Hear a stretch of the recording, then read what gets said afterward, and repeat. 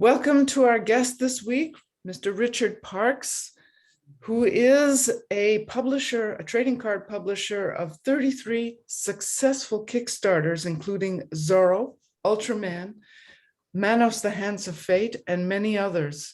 And they all began with the Chronicles of the Three Stooges years ago, and that one only had 12 backers. Welcome, Richard. I'm really glad you could come and visit us this morning and chat with us both. Oh, good morning, Ingrid. Good morning, Lindsay. Good morning, Richard.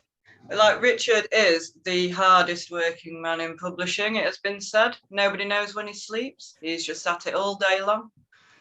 Would you like to tell us about your first ever Kickstarter? Yeah, my first Kickstarter was Stooges, and I learned a lot of stuff about how not to do a Kickstarter. I guess I'm going to talk about just how, someone wanting to do a Kickstarter can avoid some of the main problems. Because my first Kickstarter, I had no email list, so I hadn't started collecting, names of people to contact to let them know my Kickstarter was even running. And I think I set the target too high for a first Kickstarter, because if you don't reach your target, a Kickstarter is an all or nothing funding venue. So if I were to put like a goal of $1,000 and I raised $995 at the last second, Kickstarter would zero it out. I would get nothing. And I've seen a lot of Kickstarters where people will set up these lofty, they have an unrealistic idea of what they're going to get in their 3 or 4 weeks on a Kickstarter, and they'll set it up with 10,000 or 20,000, and that includes all the profit they want to make for the rest of their lives on this one little project. And the best thing to do is set up a Kickstarter, and you don't have to tell people on the Kickstarter that you're doing this, but make it your completion funds. So like for Stooges, if I had $18,000 in my checking account, and I needed another, $500 or whatever to cover the cost, then I would set my Kickstarter up at $500. In that way, chances are pretty good I'm going to cover $500 in 30 days on a Kickstarter. But if people, come on the first day and see that I'm only 2% funded or 3% funded, they might, want to wait and see if I'm actually going to get close to my goal, and so that they'll have more confidence that the project is going to be produced. So for my first Kickstarter, I did everything wrong.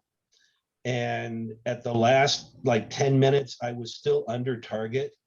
So I had 2 friends come in and I PayPal'd them to pledge on my thing to reach the target, just so I wouldn't have my first Kickstarter a fail, because that just doesn't look good. People can see, your history on Kickstarter, and if they see, if you're doing a second Kickstarter and they see your first one was a fail, they're not going to have as much confidence. So I didn't know you could see the failed ones. I had no idea. I had no idea you could see the failed ones as well. Oh yeah, And yes. Yeah. After a couple of my Kickstarters, a friend of mine asked, okay, how do I do a Kickstarter? And I told him all the things that I did wrong, and he proceeded to do all the things I did wrong. And his first one was a fail. And so it hung on there, it hangs on his history forever, because people can see your history of Kickstarters. So you don't want your first one to be a fail. If you're going to do your first Kickstarter, put the money target really low and hit your email list really hard, so that within the first day or 2, you're funded. And as long as you're showing funded, people are going to have confidence. Oh, he's funded. He's going to produce this thing. I don't have to worry. I'm not tying up, $100 pledge for 30 days. They'll know right away, oh, this is going to succeed because he's already succeeded. And that will inspire confidence. This is my theory, my opinion, but I think you're right. I think it does inspire confidence in people. If they see that you've failed before, it definitely puts them off, I think. Definitely. I think so. Because my friend, he ran a second Kickstarter for the same thing, and he didn't get as many people back as his first one. So I think you're right. It is gonna lower confidence pledging a second time for the same thing. Richard, So if why? somebody was creating, Go ahead, Lindsay, go ahead. I was just going to ask if somebody was creating a set that, you know, didn't have any licensing or anything, would you advise that the amount you ask for would be just the production costs, just to cover your production costs, and then anything else on top of that is a bonus? A lot depends on your guts. Like for Ultraman, I think my target was $2,000 or $3,000. Actual production cost was $50,000. I couldn't ask for $50,000 and expect to be fully funded in the 12 and a half seconds that it took for me to get funded for Ultraman. So, I mean, if you're going to produce your first Kickstarter, you want it to be small and manageable so that you can afford it no matter how many backers you get. So you set your target extremely low, because it just doesn't feel good to stress out for 30 days hoping you reach your target. It's much better to feel, oh, I reached my target in the first hour, even though it's only 5% of what I actually need to produce this thing. But like I say, you make sure you have your credit cards, you know, that you can cover the cost even without backers. So you set your target low. But a first-time Kickstarter, you know, someone producing a trading card set and the first time they want to be on Kickstarter, they've already got friends. I mean, if they're a sketch card artist producing their own set, they've got followers on Facebook. You know, maybe they've got, you know, 50 followers or hundreds of followers or 1,000 followers. And you start promoting that early on your Facebook page, you know, little teasers. Oh, here's one of the cards I'm going to be producing. And here's, you know, a link to the preview of the Kickstarter. I think Ingrid did some preview ones for her book where people could take an advanced look at the Kickstarter even before it's launched. And that builds enthusiasm and anticipation and that sort of thing. Yeah. And I think once someone is determined to do a Kickstarter and they've got their project pretty much, you know, roughed out, then they start hitting their, you know, their followers on Facebook and Twitter and Instagram. They're building an email list. Every person who has ever bought an AP from you or a commission or anything goes on your email list, so that when you're ready to launch, you hit your email list, you hit your social media with the links, and then you talk to other publishers. Like you guys and any sketch card artist that's on my roster that's going to produce something, they would tell me, hey, Richard, I'm going to be launching my Kickstarter, you know, next week. So then I will ask for a custom tag and they'll send me a custom tag, you know, once they launch.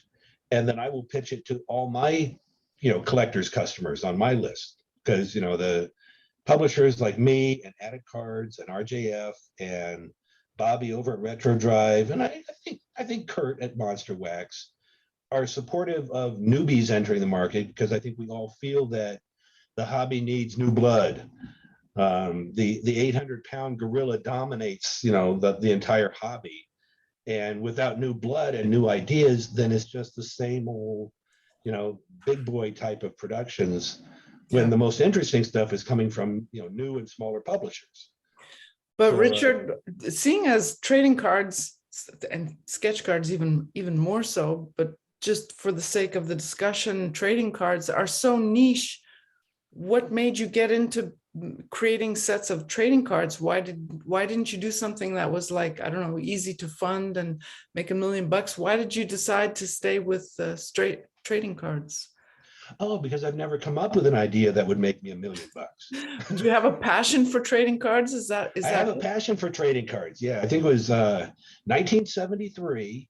I can still remember walking home from the corner market, and I had spent a whole dime on a pack of Topps' Creature Features. And I opened it on the way home, and I can still remember the gum, or what they call gum, and going through the pack of cards while I'm walking home. And I think that started my love of trading cards.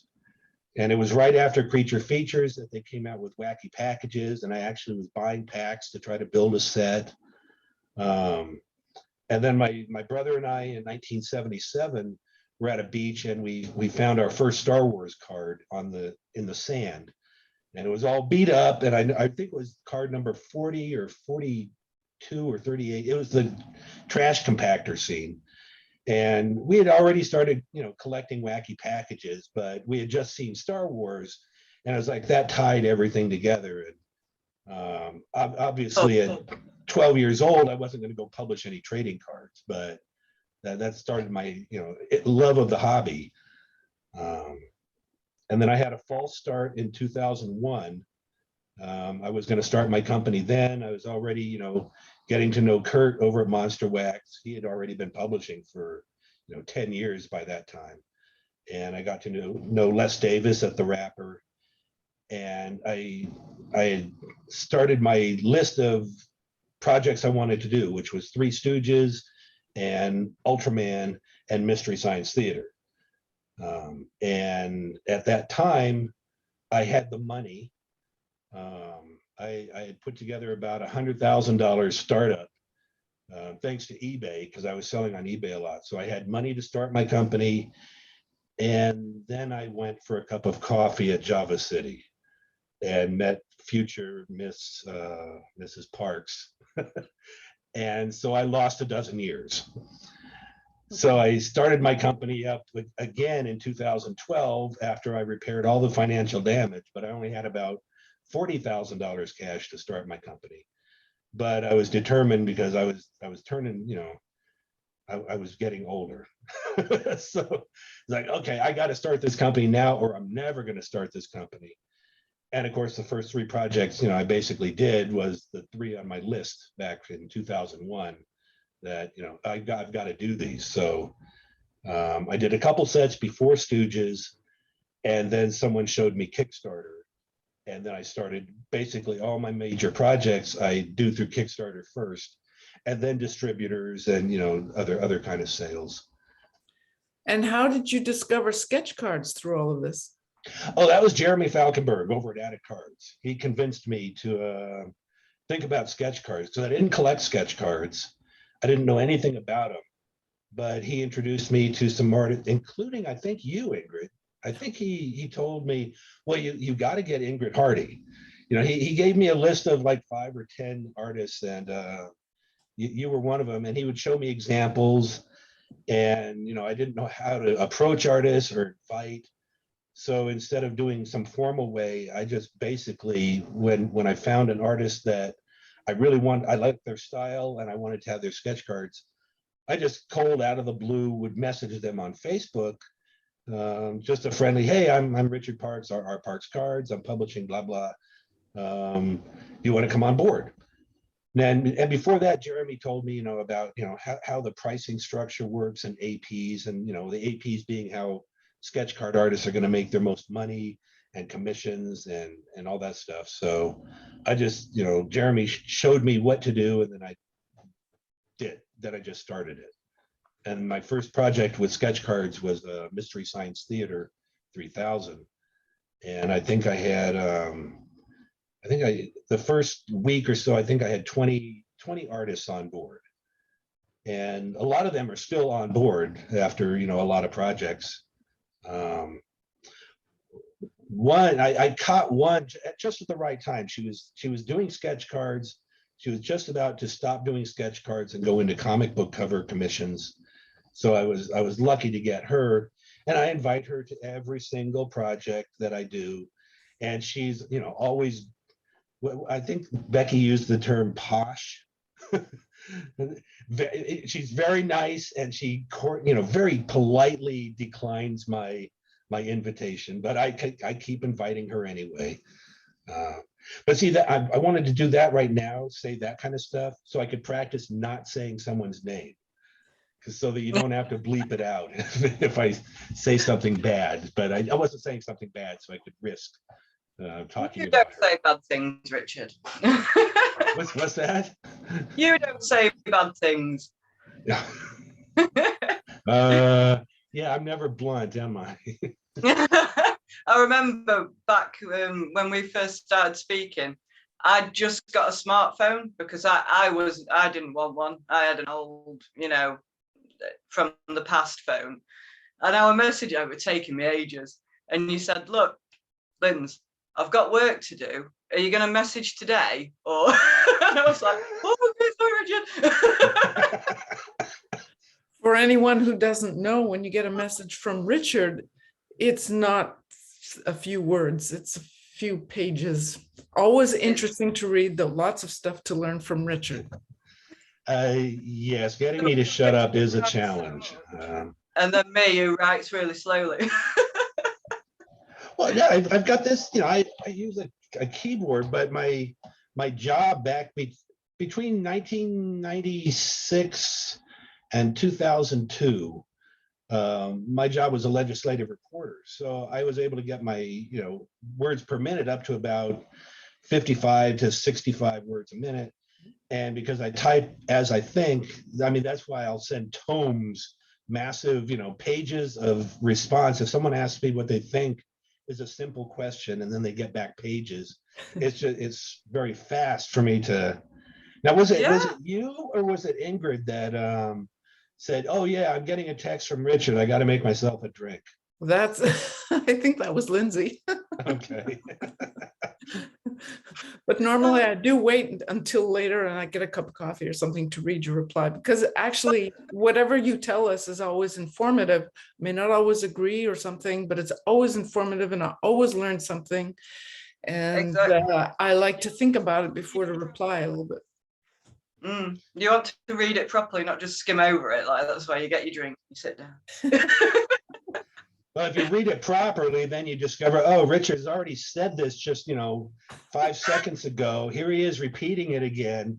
I guess he's trying to put it into some introductory 1, 2, 3 paragraph, and then the conclusion, and then he gets lost and starts over again. So. Oh dear. No, I like our chats. It's always good fun. So, which set do you think has been your favorite so far? Do you have a favorite set? Well, no, I don't really have a favorite set, because each one is sort of like the going back to the 1974 time when I was collecting cards. And so like when I did Stooges, obviously that would be my favorite set, because that was, it only took me 40 years to finally, be able to collect a Stooge set. Even though other publishers had published Stooges, Stooges at that time, oh, that's my favorite set because now I'm finally doing Stooges and I want to make it bigger than anyone's ever done a Stooge set before. And then of course came Mystery Science Theater. It's like, oh wow, this is my favorite set because I finally, after all this time, I get to do a card set that no one else has been able to do. And then I get the Ultraman licenses. Oh, okay, the 9-year-old me. This is my favorite set because now I can finally produce, a card series that no one in the US has ever published before. I never heard of Ultraman until you invited me to the set. I'd never heard of it before. I don't know if it was broadcast in Canada at the time. It was syndicated. Ultraman, there are 8 different classic series of Ultraman. And the one called Ultraman was syndicated early 70s. And I think my brother and I watched it in 73 or 74, something like that, on what used to be Channel 40 Fox. It was syndicated. And I know it was on the West Coast, and someone on the East Coast was telling me, oh yeah, well, there was Ultraman and Ultra 7. And I had never seen an episode of Ultra 7, just Ultraman. But I don't know if it was ever broadcast up in Canada back in the 70s or 80s. I watched a lot of TV at that time. I'm a longtime TV addict. I watched a lot of TV back then, but we had like 2 stations, back in those days in the 70s. Yes. So if it was on, I probably couldn't get it. Well, if we lived closer to San Francisco when I was a kid, I'd be doing Johnny Sacco now, because Channel 2 had Johnny Sacco, but our aerial, it couldn't bring in it. All we got was snow and a little bit of, you could tell Captain Scarlet or Johnny Sacco or whatever. But, I had no nostalgic feeling about it because I never saw it as a kid. Ultraman, I got to see a nice, crystal clear, grainy black and white on our cheap TV. So But you've been So involved. each has had something different that's been special for you. It's kind of like when you can't name a favorite song, isn't it? There's something different and something special about each one. oh yeah, and sometimes it's like I'll come up with an idea that's, I'll think, oh, this would be fun. It can't sell. No one knows anything about it. It's going to be a complete waste of time, except I'm going to have fun. So that's when I do my Halloweens. Every Halloween for the last 7 years or 8 years, I've done a group of like 4 or 5 different small sets because, it's going to be fun. And maybe no one collects it, but who cares? I just want it to exist. So yeah, those have a special kind That's of the best reason. Yeah, it You're should working be. with an artist at the moment, producing quite a large set, aren't you? Of Halloween. It's like a cat character. Oh yeah. That's still on the secret list. That's okay. Yeah, I'm producing this Halloween. I've got a very large set. I haven't announced it or shown anybody outside of the trust circle, and it's okay to mention I'm doing because I've already mentioned that I'm doing a very large Halloween set. I just haven't given details about it. Well, now you're Yeah. you're getting your audience excited about it. Yeah, We're it's getting a little like teaser now. That's all you can hear. yeah. The way it's shaping up, and I've already got part of it published and waiting in the garage. It's like everything that I think of Halloween mashed into a card set. It's like just like the most beautiful Halloween stuff I've ever seen, and it's all art. The artist may be listening to this, and I just don't want to mention him because it might, I'm off center again. God darn it! Oh, Don't worry. Well, I can ensure everybody that it looks fantastic It so looks far. fantastic. Don't forget, this is mostly audio, so it's okay. okay. No, I've got my camera taped to the top of the monitor with old masking tape from Dollar Tree, so it's not like I'm all fancy and everything. It's Hey, this is a how do you say? There's an expression in French for that. Can't say. Anyway, we're doing this from the heart. The podcast, this is all simple. It's from the heart. It's to share our love of whatever it is we do. Speaking of which, you have been in publishing now. Then, after with all of this that you've been talking about, you've become quite an experienced publisher as such. Even though you're with sketch cards and trading cards, and all that, you are a publisher at the bottom of it all. Do you think it's changed a lot, the trade, the publishing arena since you have become? Oh yeah. Well, I mean, I first started publishing in the 90s. I had started a greeting card business with two friends of mine who are both passed away. But we were doing greeting cards for the AA and NA market. So these were greeting cards directed towards people recovering from alcoholism and from narcotics. And we called the company Wine Bottle Wisdom. And back in those days, you didn't have the internet, you didn't have FTP, you didn't have scanners, and I had to paint the cards, mount them on a massive board, and then send them physically to the printing company by UPS. And I think it cost like $100 to send this massive, refrigerator size, very flat package to New York or wherever it was. And then you wait, 3 or 4 weeks, and then they send it back. They'll send back what I think they were called the blue lines. And that was like a blue copy where we circle all the little flaws and spots and things we want to change. And then we physically send that back. And then they physically send, the corrected version. And then they physically send, the proof. And it was like 3 or 4 months of back and forth with the physical artwork that is all done now between me and Karen Watt Cohen at Iconics in about 1.5 minutes. So, I mean, that part has definitely changed, having to deal with physical art being back and forth and proofs and everything in the mail. Now it's, you create your files and you Dropbox them, and then you send a link, and then the printing company is looking at them. And by that afternoon, you can have a proof instead of waiting 3 or 4 months. So that part has definitely changed. What do you think the future holds for publishing? Well, we're already seeing some of that, I guess, with NFT, digital packs, print on demand.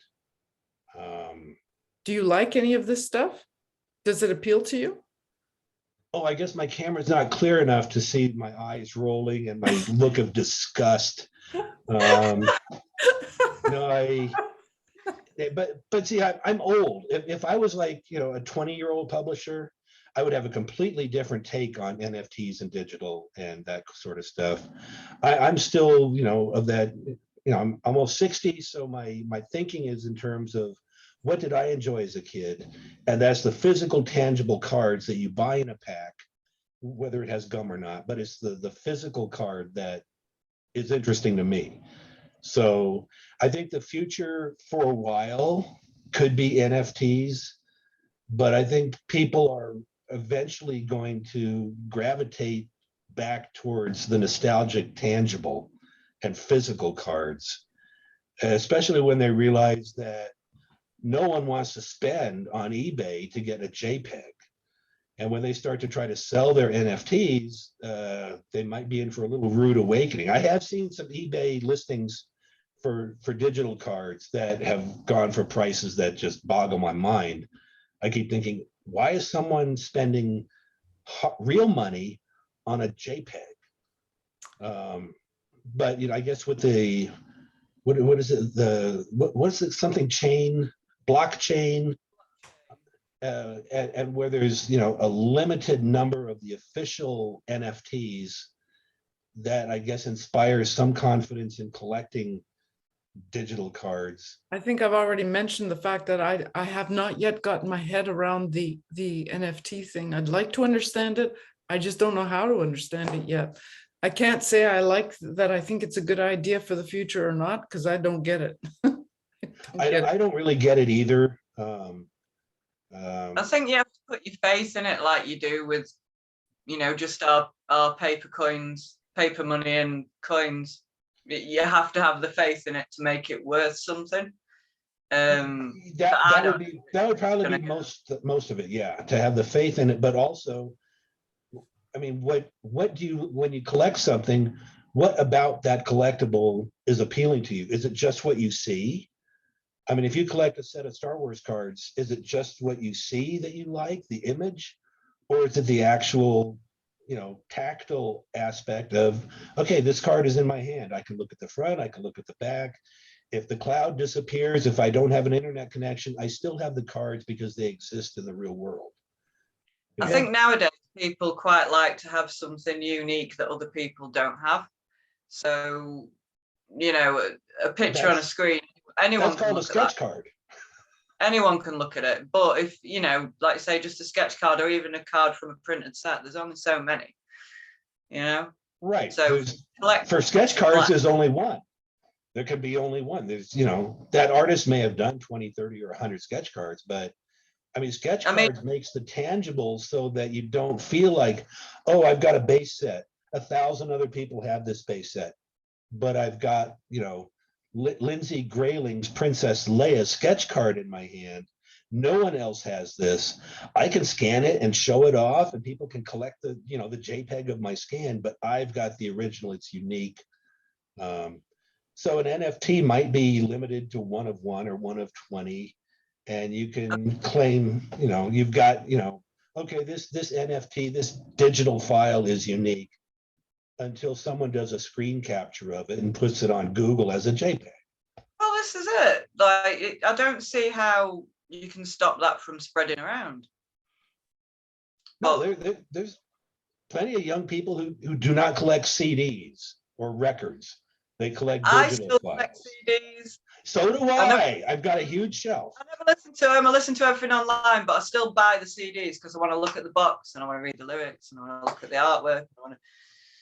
These And are it's really good tangible. It points, actually. exists. There's a security in having it exist in the real world physically on your shelf that you can, providing you always have access to a CD player, you can enjoy your collection. Look at the way computer games have gone. I mean, back in the day, you could sell a game on when you'd finished playing it. Now, if you buy it, download it straight from your Xbox, you can't sell it on after you've finished with it. Yeah, That's true. I didn't think of that, actually. That's a point I did not think of at all. Yeah, like a physical thing.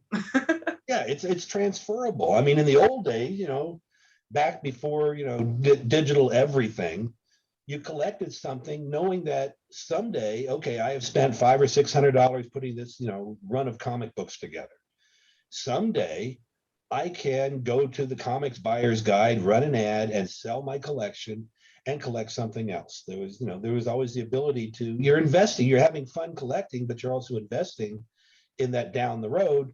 Either you or your, kids, can sell that and get back, the money that was spent or more, and use that money for something else. And But there's a nice sense of pride in knowing that behind you, you have this mess of stuff that you've collected. I take enormous pride in my bookshelf. It's a mess, but I got books there. I've read them, almost all of them at one point in my life. And it's just, you look at it and it's nice to enjoy. So I can certainly imagine that with people who love to collect trading cards or books or sketch cards or whatever, it makes for like an awesome mess of stuff that you can take pride in. I just love yeah, that. yeah. I mean, that's back when collecting was challenging. If you wake up one morning and decide, oh, I want to collect a complete set of X-Men comic books. Well, in the 1980s, you're looking at at least a few years investment in time and effort tracking these down. Now on eBay, the collectibles have, become much more readily available. I wake up one morning and decide, oh, I want to collect X-Men, 94 through 544. I want to build that collection. Well, as long as you have money in your PayPal account, by that afternoon, you can have a complete set pieced together by a lot of different sellers. Nothing like that is actually rare anymore. No time is involved, no investment of yourself. But you collecting your books, I mean, you would have to go to bookstores, you would have to go, even when, bookshops became digital or online, like abe.com or Bookfinder, you would have to physically search these out and build your collection. And eBay's great if you want to have an instant collection of something that used to take, a decade to build. But at least still with eBay, they're tangible as opposed to NFTs and, digital packs and that kind of stuff. There is a sense of accomplishment when you find something that you've been really, really looking for and you couldn't find it. And oh my God, you found it. And that, I think it's that sense of accomplishment that drives people like you to create sets, to create trading card sets, because it's had an effect on your childhood, of course, and the sense of accomplishment of finding something and now being able to create something. What do you think is like your dream set, or would you not want to share that? My dream set I'm doing right now. I mean, if I boiled everything, all the other sets that I've done down, Ultraman is my dream set. Really? I'm doing everything I can to get, actors to sign, not because autograph cards sell, but these were all my childhood heroes. And, sending them the cards to sign. And then, like Hiroko or Susumu, they send back a photo of themselves signing the cards that I published. And they're the heroes that I watched in 1974 on TV and grew up with. That's awesome. Yeah, that just sort of a nice, culmination. So my dream set is Ultraman. And that's why I've invested so much time and money into building what I think is like the greatest sketch card roster ever I think I've got 288 sketch card artists working on Ultraman. A little less for Ultraman Series 2, only because more artists were familiar with Ultraman, the original, and not so much Ultra 7 and Return of Ultraman. But I think I've already got like 140 to 160 artists on Ultraman Series 2. But Are it's you just I looking- want to do everything I possibly can for this series, because this is like I want this to be my crowning achievement kind of thing. And I've got 4 series planned, so it's going to be my big one. Are you still looking for artists? Yes. I mean, obviously, I'm trying to get most of the artists from series 1 to come back, for series 2, because I like that continuity, like I did with Mystery Science Theater. An artist for Mystery Science, series 1, and then they do more for series 2 and more for series 3. But yes, I've already brought on new artists for Ultraman Series 2. If anybody wanted to, if any artist out there who happens to be listening wanted to send you samples, do you accept samples? Yes. How would they I think contact you? a good starting point, I think, would be to join on Facebook. There's the group I set up called Ultraman Trading Cards. And if would-be artists, or they're already artists, but would-be artists on Ultraman, want to take a look at the styles that I brought on for Ultraman Trading Cards, they can go to that group and see hundreds of postings of examples of sketch cards that were done for series 1, so that they can be realistic in terms of, oh, okay, Richard is really picky. He's not like, well, I don't even want to say the word because then it has to be bleeped out. There are some big boy companies that I don't feel they care enough about the quality of art that a collector is going to be shelling out a lot of money on blind packs to hopefully get.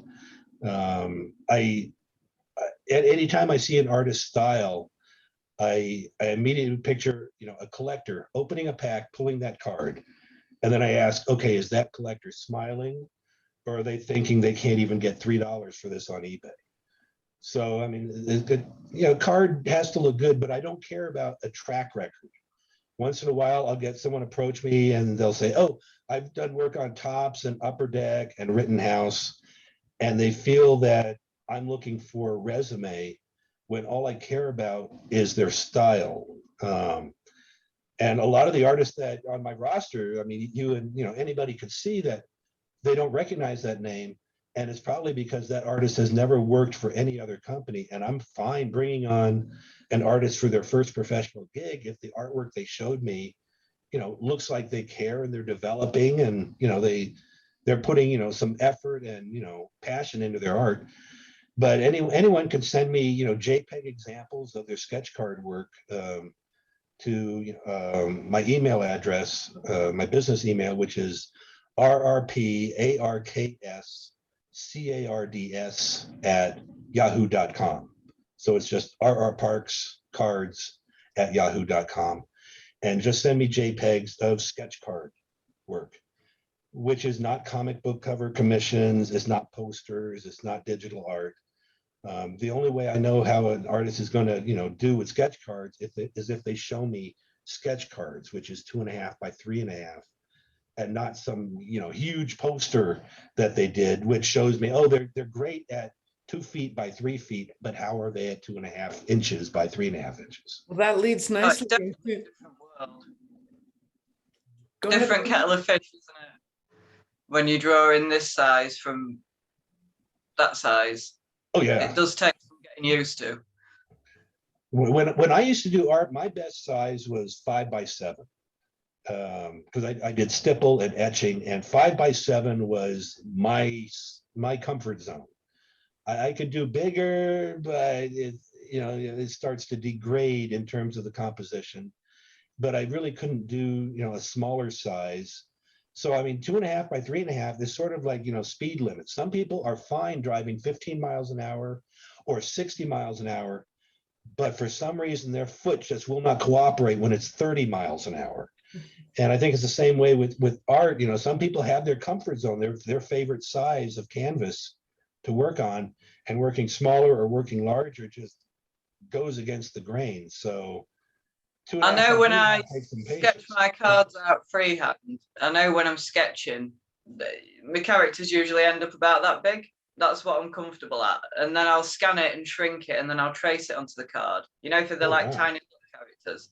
Because I can get all the face expressions right. I find it a lot more difficult going straight from, you know, to the card and getting really tiny straight away. I do sometimes, but you know, if I'm really going for it, I'll draw it all bigger, and then, you know, there's a lot more work that goes into it sometimes than you perhaps see behind the scenes For around. all those who don't see the video, Lindsay was saying that I guess it would be about 5 by 7, just about, actually, as Richard was saying, and then you would shrink that down to a more comfortable to a sketch card size. Yeah, yeah. And then I can place it properly as well on the card. So, you know, because sometimes you can start drawing and it'll go off the wrong way and rub it out. You know, I can just plonk it straight down then as well. So there's that. Okay. Well, that actually, that was one other question that, I don't know, you might have a word or two to say about. Are there things that Did you just don't say like? Richard might only have a word or two to say? Are there things that you really wish artists wouldn't do when either they work for you or send you samples? I mean, you know, we're all perfect. We all realize that. If you have nothing to say, we do understand. I think my biggest pet peeve, not counting Lindsay, because Lindsay is one of the only artists I know who could switch hit between serious, you know, and have it perfect serious and whimsical, and have it perfect whimsical. And every once in a while, my pet peeve is that someone will send me 8 or 9 examples of their sketch cards, and it's 8 or 9 completely different styles. And so I can't determine, okay, wait, I don't care what style you use. Are you good at that style? And when I get, you know, 7 or 8 different styles, it's like they don't focus on any one style. And so none of them are really honed. None of them are really good individually, because the artist is trying to guess what publishers are going to want in terms of style, and they're trying to cover all the bases. And I think if an artist focuses on one style and becomes really good at that style and an expert in that style, then publishers, even if it falls outside of what they envisioned including in their set, if they see that really good style, they'll bring that on. They can kind of imagine then, well, they see enough of that, of what that particular artist does as a style, and can maybe envision a little bit then how their topic or whatever might look in that style. Yeah. Instead of guessing when you get like 20 different pairs of shoes and you have absolutely no idea how any of those shoes are going to look with the dress you're going to wear. That, I mean, it just doesn't work. Whereas, oh yes, I think that all the time. You have to know it's going to be consistent, don't you? Like, exactly. I mean, that's you're going to expect from this person. Yeah, you know, when someone sends in examples, if they have honed, you know, one style really well, and show me 5 or 6 examples in that style, it doesn't matter if it's Baby Yoda or Wanda and Vision, all that kind of stuff. I can immediately put Ultraman or whatever project I'm working on into that style and realize, oh, okay, this is going to be a nice fit. And actually good advice for nearly any career or anything you do. If you're really good at a few things, instead of being just mediocre at a whole bunch of things, maybe you have a better chance of succeeding if you're really good at a few things. Now that's just me when I look at samples. I'm going to guess, you know, Jeremy, you know, and Falks are the same way when they look at examples. They want to be able to see consistency so that they can plug in their project mentally into that specific style. And of course, I mean, artists are not robots or Xerox machines. styles evolve over time. But another pet peeve I have is when an artist sends me examples of style and I like that style, so I send them blanks, and then they send back in the mail a completely different style that I didn't expect or plan on, and often don't like. I'm kind of stuck. I mean, everybody knows I always pay artists. The cards show up, and except for Ashley Marsh sitting right here who showed up yesterday, I generally pay same day. But if I get in a batch of 12, 10 or 20 sketch cards in a completely different style than what the artist showed me in their examples, and I don't like the style, I'm stuck. I pay for the cards, and then I take those cards and I have a shelf over here, and those cards never see the light of day. And of course, that artist is never invited back. Because I can't afford to be shelling out, hundreds of dollars on cards I can never use. As Lindsay and I are two working artists, the two of us appreciate the fact a lot that you always pay promptly and for everything we were supposed to do. I have worked for companies where I didn't get paid for what I was supposed to do, so we can certainly appreciate when when publishers like you actually care enough about the people who work for them to take care of them. For Richard, can't we? Yeah. He pays you fast, communication's fantastic, advice is fantastic. I mean, I have never spoken to a publisher that's helped me so much with my own stuff, even though he's so busy with all this stuff. That's right. So I will always work for you, Richard, always. Working artists, like I say a lot of times, I'm a collector first and a publisher second. So when someone, I get the slightest inkling someone is thinking about publishing their own trading card set, or even if I don't think Lindsay ever mentioned she was interested in publishing this set. But when I saw what she had done for Florida Man, and of course the card she did for for my other project, it's like that kind of style. Why not publish your own? And since I'm a collector first, that was your fault. You put the seed in that, and I think it's taken a couple of years to grow. But now I'm at a point where, well, partly because of the arthritis as well. I know I'm not going to be able to carry on like I am forever, so I need a plan. And then remembering what you said to me a couple of years ago, I thought, well, everything seems to be pointing towards this. So why don't you just go with it and see what happens? Like, got my mentor, Richard, who can help me if I get stuck. Let's go for it and see what happens. Yeah, I'm certainly not perfect, and my ideas are sometimes really wrong. But I'd like to think of myself sort of as a mentor, because when I started publishing, I had no one at all to show me anything. And I had to learn it all myself, in terms of like quantity and, productions, types and programs and packaging. And there are a lot of small details that go into, well, even for Lindsay and I, there are millions of little details that go into the kind of work that we do as working people who have to organize projects. And for you as a publisher, you have not only the details of the cards, the images, you've also got all the actors behind the licensing, and you've got there are bajillions of to-do lists, I'm sure, on your table. It's not you don't do one thing all day long, I'm willing to bet. Oh yes, I do. Well, apart from it's trading cards all day long. But then I'm in that situation where I'm different from all the other publishers I know, in that I'm divorced and have no kids, and I work at home. So I'm a reclusive hermit workaholic. So I can get up in the morning and start trading cards, and I don't stop until I'm done.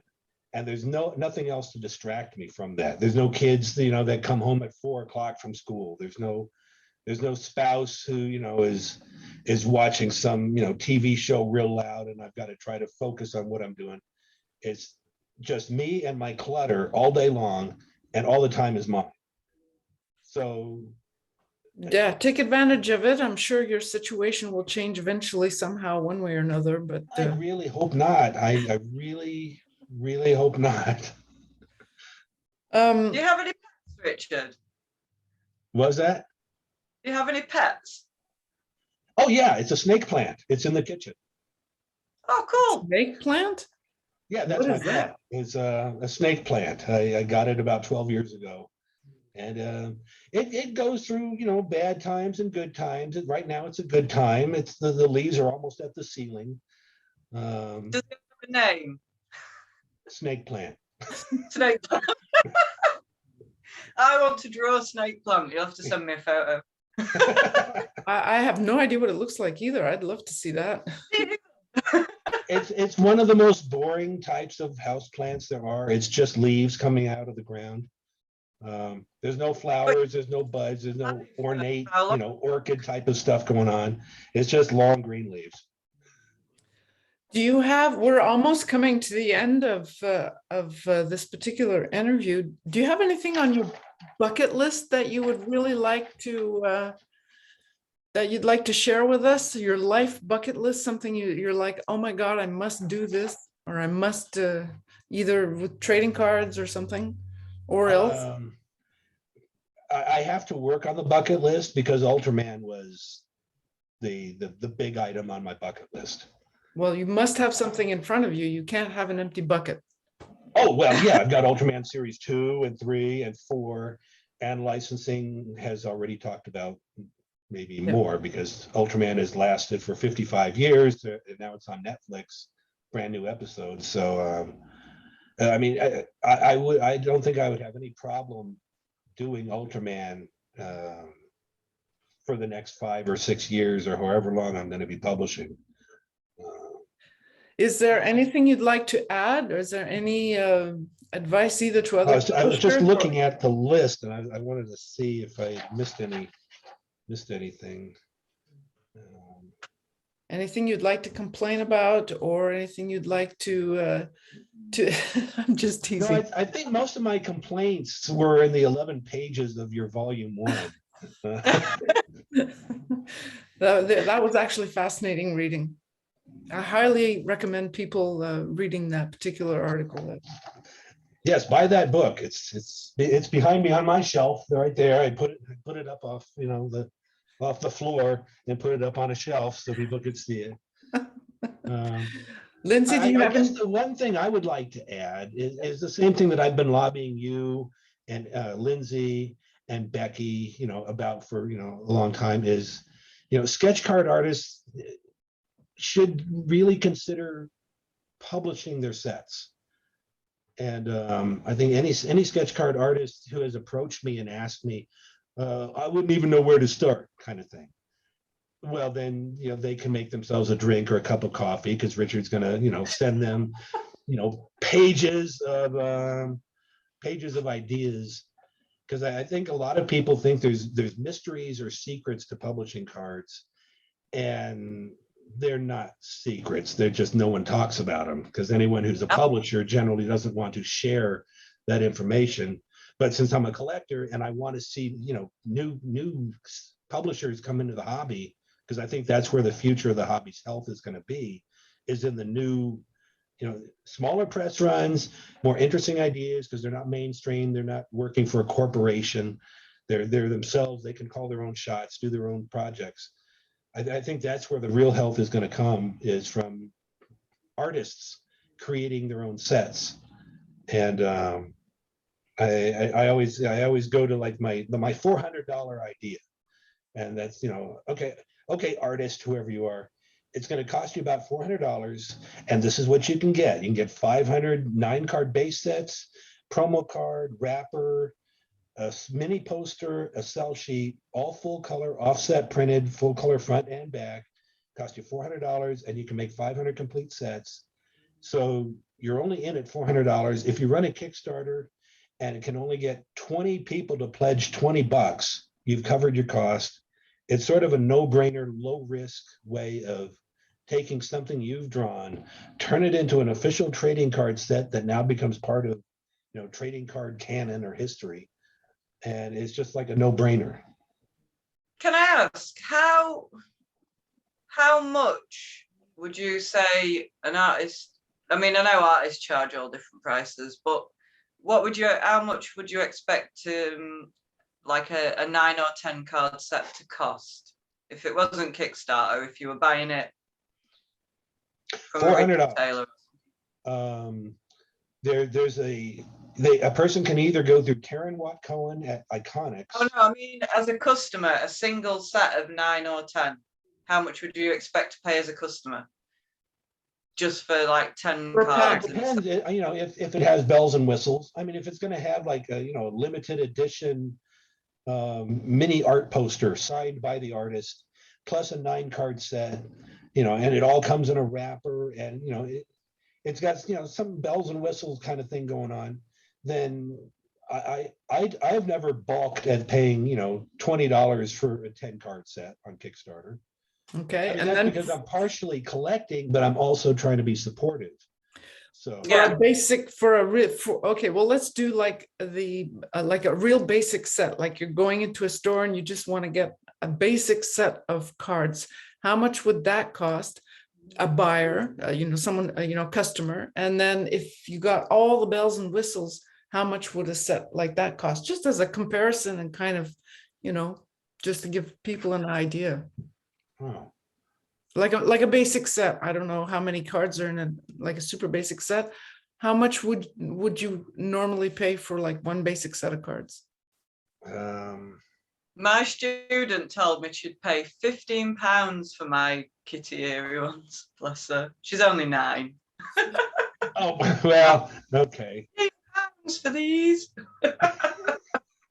15 pounds, that would be what, I guess. Well, yeah, that would be what, about $20, $22, maybe, something like that. Yeah. Okay. That's about right. I mean, there's a difference between walking into a comic book store and seeing, a base set on the shelf for a certain amount of money. I mean, it's different on Kickstarter, because with Kickstarter, I mean, the whole campaign is like, a promotional passion ad. So, I mean, you're only focused on one thing on a Kickstarter, as opposed to a comic shop where you walk in and there's, maybe 50 or 100 different base sets on a shelf behind the Dragon's Lair dungeon robot, comic book guy thing. But on Kickstarter, you're only focused on one thing, and the person creating that Kickstarter is going for the impulse purchase and, emotional drive. And there are also some cool things that you can get from projects that are only going to be with the Kickstarter right itself, and not if you, like, for instance, if there are extras or something, or it goes into another production somewhere else, you might be able to get that same thing, but it wouldn't have some of the extras that the Kickstarter would have. I've supported several Kickstarters, and you get some pretty nifty little add-ons. That's the cool thing. Yeah, I think a lot depends on the subject matter and how many bells and whistles. So for like my own Kickstarters, I always have what's called the master set level. That's where someone can pledge and get a master set. And that includes all the bells and whistles. That includes all the metal cards, the lenticulars.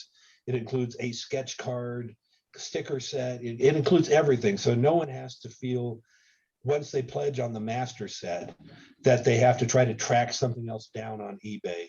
Unless they want to build like a master set of sketch cards, then they have to go on eBay and try to find all the different artists who are listing on eBay, kind of thing. And I price my master sets usually about $180.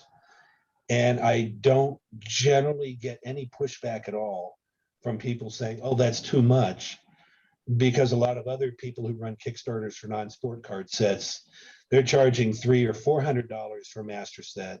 And that doesn't even include everything. They kind of, well, it doesn't include this, and you don't get this, but you get all of this. And so for a master set, I think a threshold, providing the person, who's looking at the collector who's looking at it actually has some interest in it, $180 is closing in on, I think, the threshold of what people will spend, providing they're getting good value for money. Master set, I mean, most of my master sets are like 300 different cards or 200 different cards. And if I can't have that many, then, like for Stooges Series 9, it was only like 50 or 60 different cards. So my master set level was $58. I think that's an important point to make, though. I didn't know that. I thought when you have like a master set of cards, you have, I don't know, 15 or 20 different cards. But if you've got like that many different cards, it's really worth the money. Then you've got a really nice set. I was, And it's also the time saved. Because like if someone bought a base set and tried to build it all, going to eBay, they'd be spending a lot more than $180 plus a lot of their life. So all I have to do when I do a Kickstarter and I've got a $180 master set is someone doesn't have to be as passionate about the project as if they I guess if they're more passionate, they're willing to go to eBay and build it over time and spend a lot more money. But if they can get something that they're sort of interested in, all at $180 at one time, then they don't have to spend any more time working on it. I was just really mind blown by the fact that you would have like, I don't know, 100 different cards or something in the set. I didn't know that. I collected one set in my life. I didn't get all the cards, but I think in all there were maybe 30 cards, I think. And I thought that was a lot. I really like the set. That's an old movie a long time ago and stuff like that. But if you've got like sets with 60 cards and then bells and whistles, man, I almost want to start collecting some of About those sets, man. Tops do, and they release the same card in different colors, and you can just go on and on forever, can't you? Yeah, don't get me started on parallels. I mean, that's one reason I will not buy any modern top sets. Because when I start a set to collect, I want to achieve the set. I want to be able to complete it at some point in time. And if I you want the same image over and over again, particularly, do you? Well, I wouldn't. Well, you get with tops, you get the parallels. So you get the common green version, and then the sort of rare blue version, and then the more rare gold version, and then the fuchsia mauvey pinky russet, one of one, and when I did series 4, I wanted to spoof the whole parallel thing. So I took a promo card of, it was artwork done of Mr. Be Natural from the Mystery Science Theater short. And I did that. I did the black edge version and the white edge version and the pinky russet and the mauve and the semi-grayish, bluish, and, Did you call all the different colors silly names as well? Oh, yes. I think I did 8 different cards. They all looked identical except for the border. And then on the back, I rated them. Oh, this is rare. Oh, this is more rare. Oh, this is super rare. This is scarce. And then I gave one card of every card to every single person who pledged. So there was no scarcity because it's artificial scarcity anyway. So yeah. So that was my one-time spoof of the whole parallel thing. Now for Ultraman, I did do a parallel, but I also made it automatically included in everyone's master set. So, Elizabeth Stoynich did a series of portraits of the Ultraman characters. So I did a full color version. And then I found that, I felt like I wanted to flesh out the series a little more. So then I did an only sepia brown. Yeah. So, but, master set collectors, they got both versions anyway. They didn't have to, try to get the scarce one because you pledge on the master set, you want everything. It looks a bit different if you go from color to sepia. You can get a different feel of the art from doing that. But when it's just the same picture, that's just, like you say, just a different color border or tonally a little bit different. But yeah, I'm not a fan of the parallels. Jeremy and I have lengthy discussions about parallels because I'm opposed and he's in favor. But we can still like each other even though we're very different camps. I like the holograms. The hologram cards win me every time. I'm just such a fan of hologram everything. When Richard was telling me about the lenticular ones, I was like, I don't know about these. And then I've seen Ingrid's and I'm like, well, I can't wait. I can't wait Again, I can't wait to see the one for the third book, the lenticular for the third book, because that ought to be fun with, you know, the explosions and orange and the blue and all that. But also holographic stickers, I think they are amazing. I just love holographic stickers and all those cool things that you can kind of add with it. I think that's really neat. You sound like Bobby Ray over at Retro. I mean, he is a fan of the prismatic and the hollow foil, you know, and the holographic stickers. I think he gets Nifty. his from Sticker App or Sticker Mule. I can't remember. I'd have to look it up, but There are a bunch of places. yeah. And I know for Ultraman Series 2, I want to do a masked Ultraman with prismatic in the background, because it would be reminiscent of the early 80s or late 70s Menko Ultraman cards from China, that they did have a prismatic effect going on with a central image that I think was masked. So I do want to do something like that for Ultraman Series 2, but That sounds nice. Yeah. I'm not as a fan of holographic, you know, prismatic stuff as like Ingrid clearly is. And I love Bobby it. is.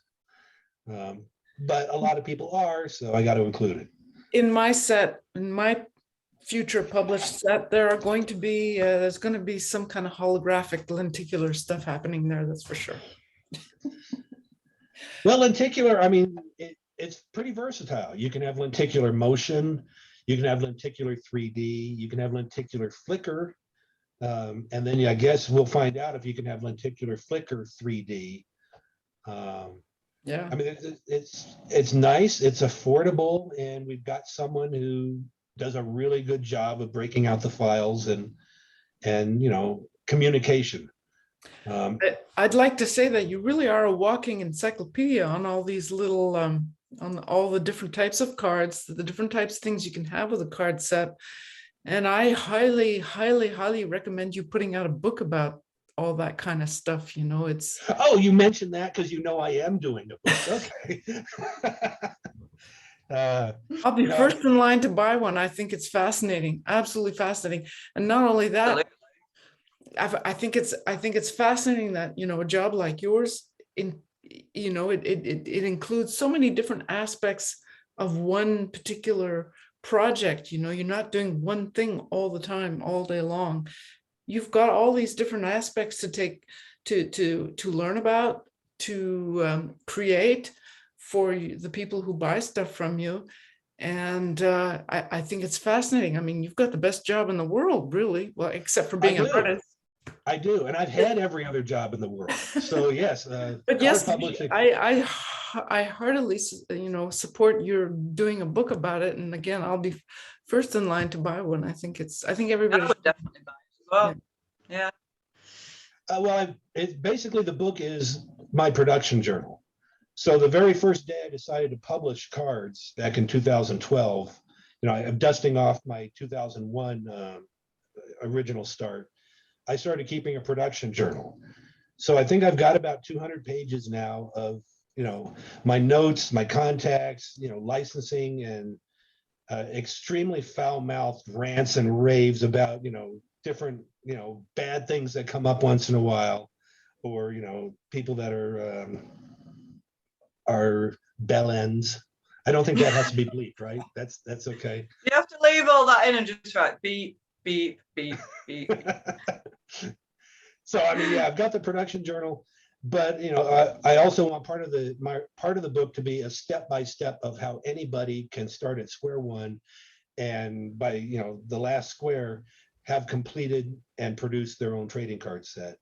Richard, it's a guaranteed success. The minute you put how to on anything, first of all, you've got lots of people who are going to be looking at that to begin with.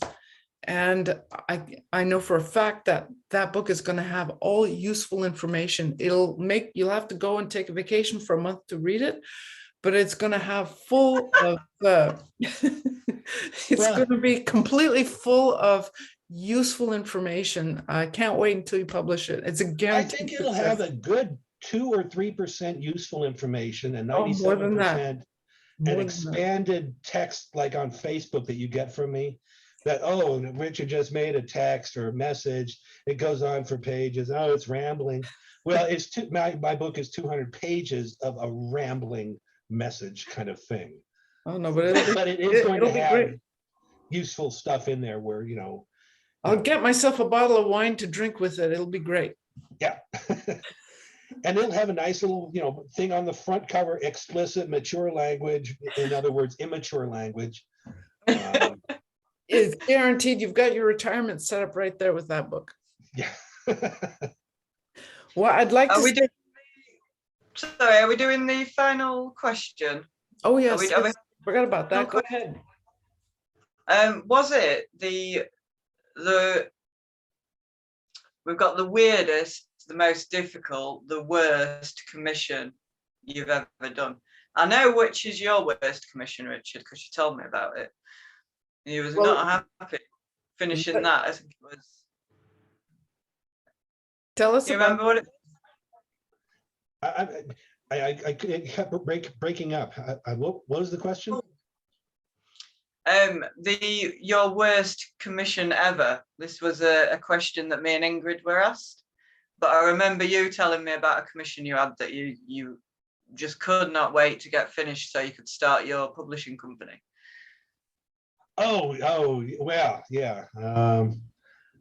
Yeah, I was doing a record jacket for a rock group, and it was one of those things where, I mean, and you guys, both of you, I'm sure, have this all the time, where the client gives you a rough idea of what they want, so you do a lot of ideas, to visualizing, what they're trying to tell you, and then when you show it to them, they push that all aside. It's like, oh, that's not what I was thinking about. Oh, God. It's like I'm a mind reader.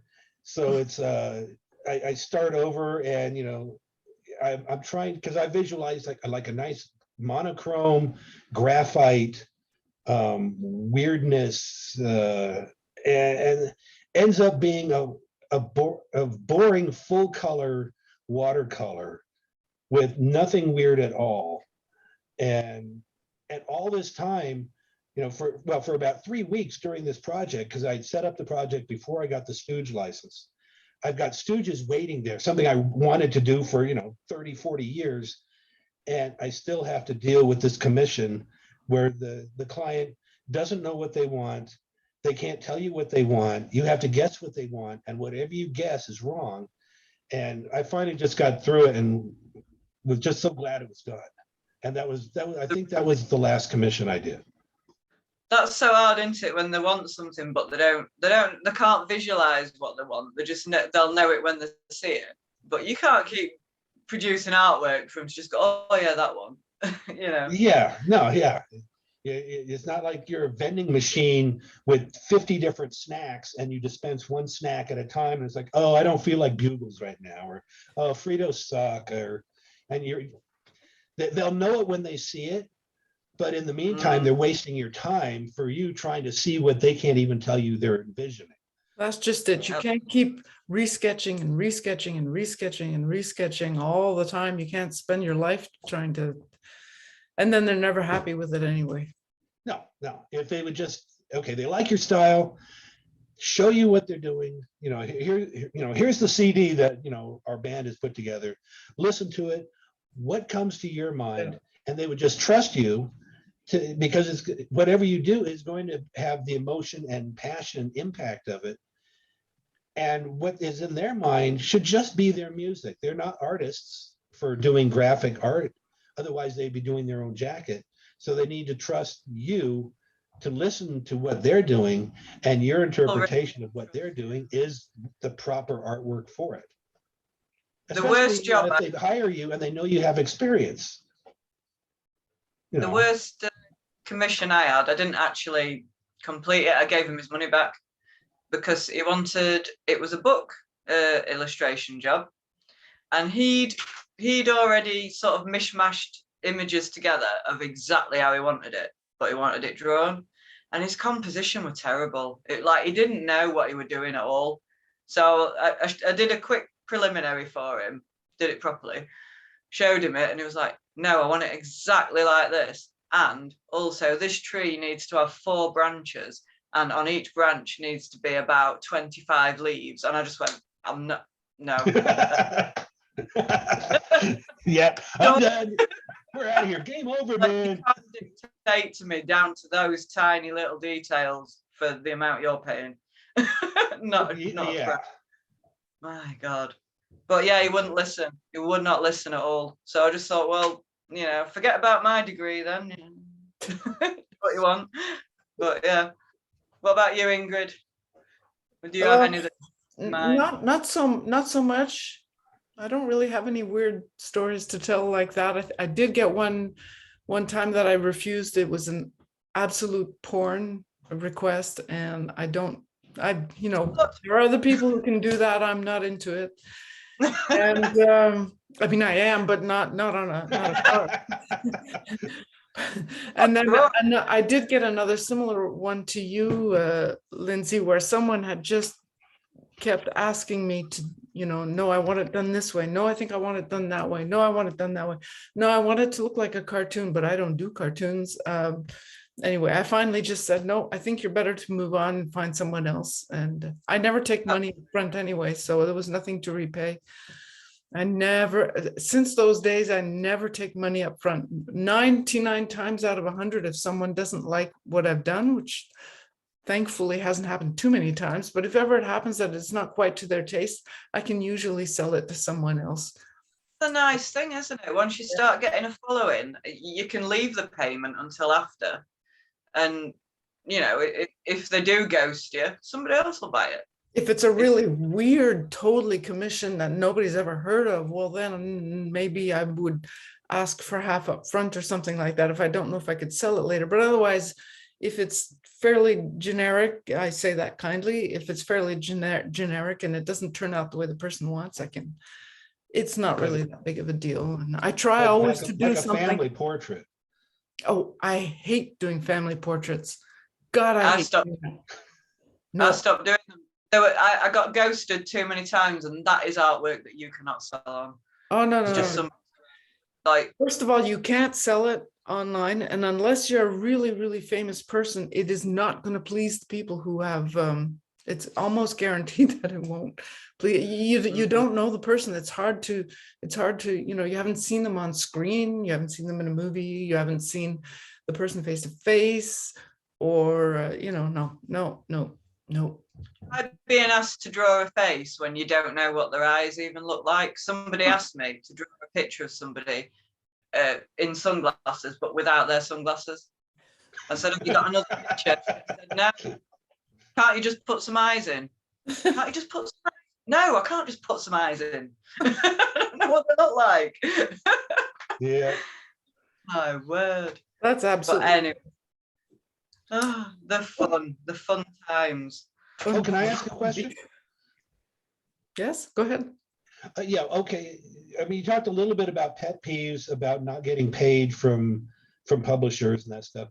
What is your guys' pet peeve when you, or do you even approach publishers, or do you just let people come to you? You can go first, Lindsay. Okay. In the beginning, I think I approached publishers, but I didn't have to approach that many before they started approaching me. I think the only company that I've ever had any gripe with is Topps, really. And even then, it's just because sometimes the deadlines were too short and I just couldn't get the standard out in that time that I wanted. And obviously waiting for payment as well isn't great. But no, not with the small publishers. I've never had a problem with any of them, really. Okay. So the time frame you're given is your pet peeve for yeah, doing 100 cards in 2 weeks. Well, yeah, I mean, the thing is, because you're an artist, you're booking your time throughout the year for when these sets are going to be released.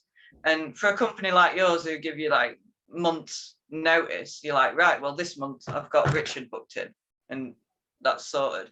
But then Topps will pop up out of nowhere and go, we want 33 cards in 3 weeks. And it'll be right at Richard time that I've booked in. Do you know what I mean? And it's like, suddenly you've got double the workload. You can't plan for it properly. That's what gripes at me. But that's doing the I can do it. Yeah, that's a really good point. It's one of my several pet peeves, I gotta say, is when you have like, you've got like right now, as we speak, Lindsay and I, we have not heard from Tops for months now. You know, for all we know, we're not even on their list anymore. We don't know, but it could happen tomorrow that they just email us and they need this, and that, and it's got to be done within 3 weeks. And it's not their fault. That's the way the company works. I like working for Tops. I will say that now. I do like working for Tops. They've been pretty good to me, actually. I don't have that many complaints. There are a few other big companies out there I won't work for anymore, but I won't mention them online. But yeah, that's one of the things that's not fun when you really cannot plan your calendar really very well. But it's one of the downsides. I think my biggest pet peeve with companies is when you do the work, you send the cards back, and you don't get paid for those cards, whether they have been, you don't even know if they've been accepted or not. If they've been approved by whoever, and when they're not approved and you don't get paid for them, and you don't find out about that until 3 years later or something, and you don't get paid till 4 years later, I just cannot stand that. When I first started out, I've been doing this for 16 years now. I emailed a lot of companies and sent samples to many companies. And I did that for a few years. I was developing my style on stuff. I didn't do acrylics. But now for the past 7 or 8 years, I don't really email anybody. I'm fortunate enough that most of the time somebody will come to me about something. So that's pretty much my tale. Okay, so what do you think publishers should know when they approach an artist? That we're people that are trying to manage our calendars, and we're trying desperately hard to keep a cash flow going, and we're not mean and nasty. we really don't criticize all the time. It's give us the benefit of the doubt. Sometimes it's really difficult when we think we've got time to do something, and then all of a sudden it's just too much, and you want to be creative in the short time span, but you just don't have the time to draw, sketch, or paint incredibly creative, because you have like an hour to work on it, literally. I think that's one thing I would like, that sketch card companies, the bigger ones, that they would kind of take us into the fold a little bit and let us be part of the process. It might be more beneficial to them if they let us be a little bit part of the process, so that we can share with them. Well, the process mostly for time, and for each in our own styles. Well, I speak for myself because I like to paint. I can share this kind of experience with the set. Maybe I can paint that way, and then if you let me know ahead of time, I can do maybe more cards if I know, which works for them.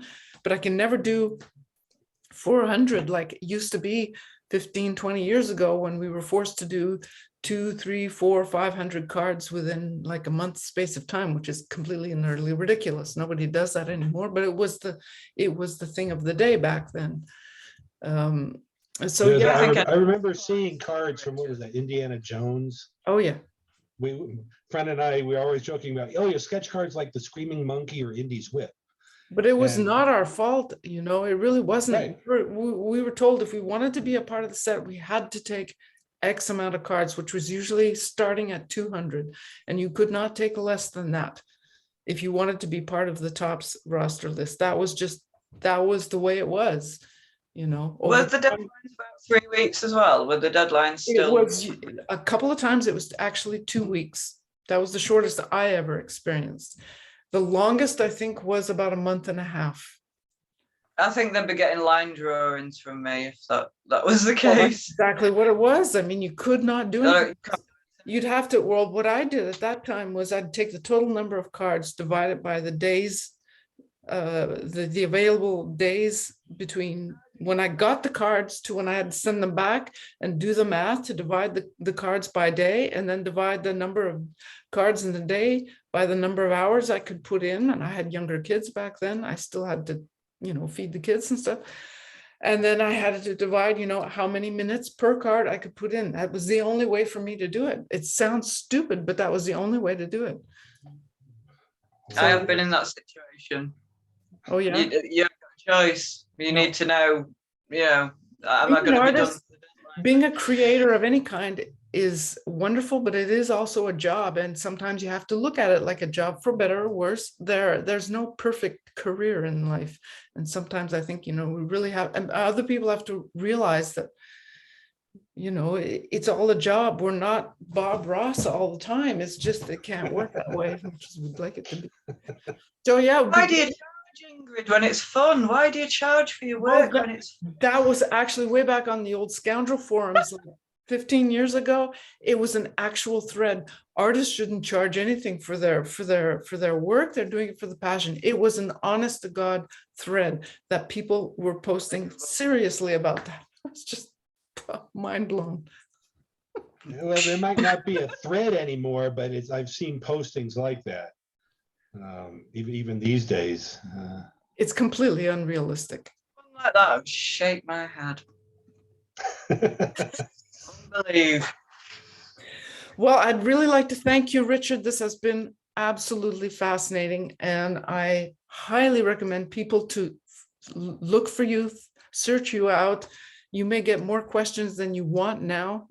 People are going to be going, how can I make a career out of this? Now they're going to be asking you all those questions. Well, you're going to have to buy Richard's book when he releases it. So where can we find Richard? Yeah. Where do we find Richard? Do you have a website? A website, rrparkscards.com. And I'm on Facebook, as Richard Parks or RRParks Cards. On Facebook, though, there's a space between RRParks and Cards. Even though my company name is one word, when I set up the Facebook thing, I accidentally broke it up. So it's RRParks space Cards on Facebook. We'll have all the links to where they can find you in the show notes below, and in the YouTube comment section as well. So we'll set all that up so that they can find you and they can harass you to their heart's content. Okay. Buy all your stuff. Well, when is volume 3 coming out? Volume 3 is underway right now. The Kickstarter for that actually will be in the spring, probably in the late spring, but it's coming out this summer of 2020. Absolutely. And that 2022, sorry, time flies. And that's the last book in the series. So if anybody wants to be a part of that, they're going to have to look up the Kickstarter for that. And there'll be things with that project that you won't find unless you're on the Kickstarter. So thank you again. How about you, Lindsay? Oh, yes. You've got a Kickstarter coming up? I have. My Kickstarter is going to launch. It's a card set called Die Rabbit Die. Yes. Where lots of rabbits die, but they're killing each other. So their own fault, isn't it? I can't wait. Hopefully, fingers crossed.